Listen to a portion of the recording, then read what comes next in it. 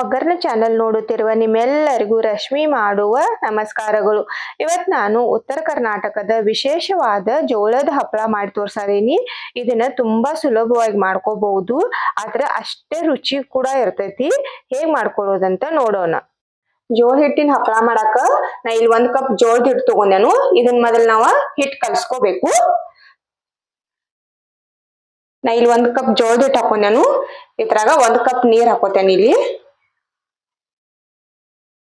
ಟೋಟಲ್ದಾಗ ನಾವು 6 ಕಪ್ ನೀರ್ ಹಾಕಿ ಕಲ್ಸ್ಕೋಬೇಕು. ಈಗ ಇಲ್ಲಿ 1 ಕಪ್ ಹಾಕೊಂಡೆ ನಾನು. ಇದನ್ನ ನಾವ ಗಂಟಿಲ್ದಂಗ ಚಲೋದಂಗ ಕಲ್ಸ್ಕೋಬೇಕು.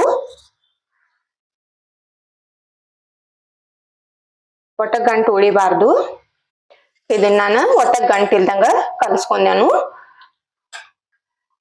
ಈಗ ಇದನ್ನ ನಾವು ಕುದಿಸ್ಕೋಬೇಕು.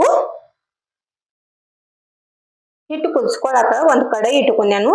ಅದ್ರಾಗ ಈಗ ನೀರ್ ಹಾಕೋತೇನೆ ನಾ ಇಲ್ಲಿ ಹಿಟ್ಟು ಕಲ್ಸ್ಕೊಳಕ್ 1 ಕಪ್ ನೀರ್ ಹಾಕೊಂಡೇನು. ಇಲ್ಲಿಗ 5 ಕಪ್ ನೀರ್ ಹಾಕೋಬೇಕು ನಾವ.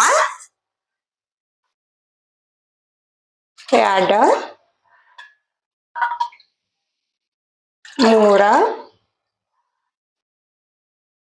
3 4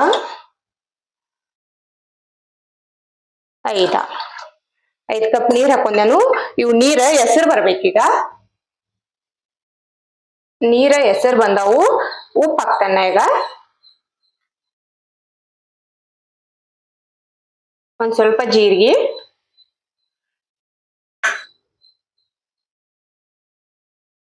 ಒಂದ್ ಸ್ವಲ್ಪ ತಿನ್ನು ಎಳ್ಳ, ಒಂದ್ ಸ್ವಲ್ಪ ಹಪ್ಪಳ ಖಾರ.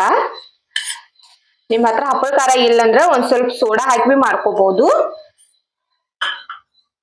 ಈಗೆಲ್ಲ ಹಾಕಿದ ಬಳಿಕ ಇದು ಹಿಟ್ಟು ಕಲಿಸಿ ಇಟ್ಕೊಂಡೇವಲ್ಲ ನಾವು ಮೊದಲ, ಇದನ್ನ ಹಾಕಿ ತಿರುವಾಡ್ಕೋಬೇಕು. ಒಂದ್ ಸ್ವಲ್ಪ ಹಾಕಿ ತಿರುವಾಡ್ಕೋತ ಹಾಕ್ರಿ.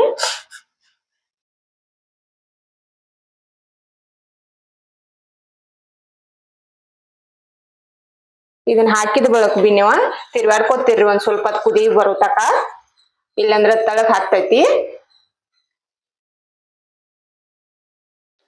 ನೀರ್ ಹೆಸರು ಬಂದಾಗ ಹಾಕಿದೇವು ನಾವ. ಜಲ್ದಿ ಕುದಿತೈತಿದ. ಒಂದ್ 10 ರಿಂದ 15 ನಿಮಿಷ ಬೇಕಷ್ಟ. ಇದ್ ನೋಡ್ರಿ, ಹಾಕಿ 1-2 ನಿಮಿಷ ಅಂದ್ರೆ ಈ ತರ ಗಟ್ಟಿ ಆಗತೈತಿ.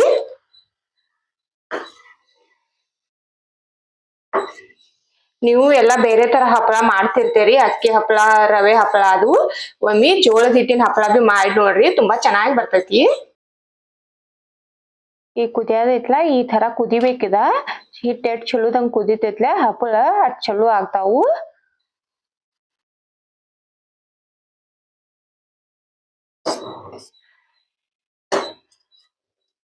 ಈಗ ಇದ್ ಹಿಟ್ಟು ಕುದಿಯಾಕತ್ತ 10 ನಿಮಿಷ ಆತು.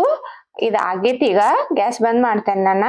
ಇದೊಂದ್ ಸ್ವಲ್ಪ ಆರ್ಲಿ. ಆರಿದ ಬಳಿಕ ಹಪ್ಪಳ ಹಾಕೊಳ್ಳೋಣ ನಾವ. ಹಪ್ಪಳ ಹಾಕೊಳಕ ನಾವು ಕಾಟನ್ ಬಟ್ಟೆ ತಗೊಂಡೇನು. ಇದನ್ನ ನೀರಾಗ ಒದ್ದೆ ಮಾಡಿ ಹಾಕೊಂಡೇನ್ ನಾನು. ಇದನ್ನ ಒದ್ದೆ ಮಾಡಿ ಹಾಕೋದ್ರಿಂದ ಹಪ್ಪಳ ನಾವ ತಕ್ಕುದ್ನ್ಯಾಗ ಸುಲಭವಾಗಿ ತಕ್ಕೋಬಹುದು. ಈಗ ಒಂದ್ ಸ್ವಲ್ಪ ಹಿಟ್ಟು ತಗೊಂಡ ಹಾಕೋತೇನೆ ನಾನು. ಬಾಳ ತೆಳ್ಳಗ್ ಮಾಡ್ಕೊಳಕ್ ಹೋಗ್ಬೇಡ್ರಿ ಇವತ್ನ. ನೋಡ್ರಿ ಅಷ್ಟ್ ಸುಲಭವಾಗಿ ಹಾಕೋಬಹುದು. ನಾ ಹಪ್ಪಳ ಟೈಪ್ ಒಂದ್ ಸ್ವಲ್ಪ ದೊಡ್ಡ ಹಾಕೊಳ್ಳೋದೇನು. ನೀವು ಬೇಕಂದ್ರೆ ಇನ್ನ ಸಣ್ಣ ಬಿ ಹಾಕೋಬಹುದು.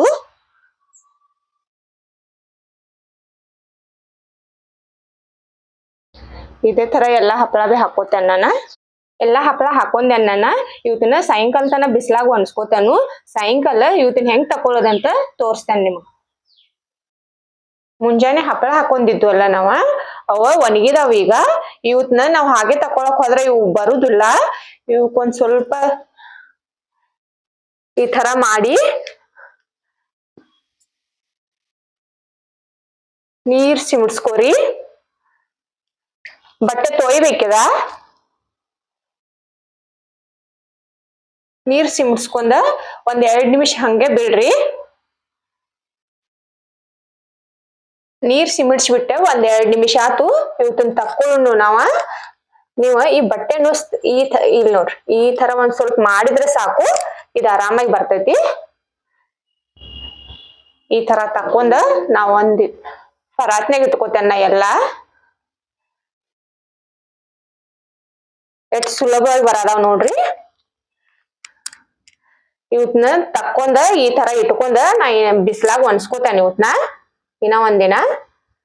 ಹಪ್ಪಳನ 2 ದಿನ ಒಣಸಿದೆನ್ನ ಬಿಸಿಲಾಗ. ನೋಡ್ರಿ ಎಷ್ಟ್ ತೆಳ್ಳಗಾಗಿ ಬಂದಾವು. ಈಗ ಇವನ್ನ ಫ್ರೈ ಮಾಡಿ ತೋರಿಸ್ತೇನೆ ನಾನ್ ನಿಮಗ. ಹಪ್ಪಳ ಫ್ರೈ ಮಾಡಾಕ ಎಣ್ಣೆ ಕಾಯಕ್ ಇಟ್ಟಿದ್ದೇನೆ ನಾನು. ಎಣ್ಣೆ ಕಾದೈತಿ, ಈಗ ಹಪ್ಪಳ ಫ್ರೈ ಮಾಡೋನು.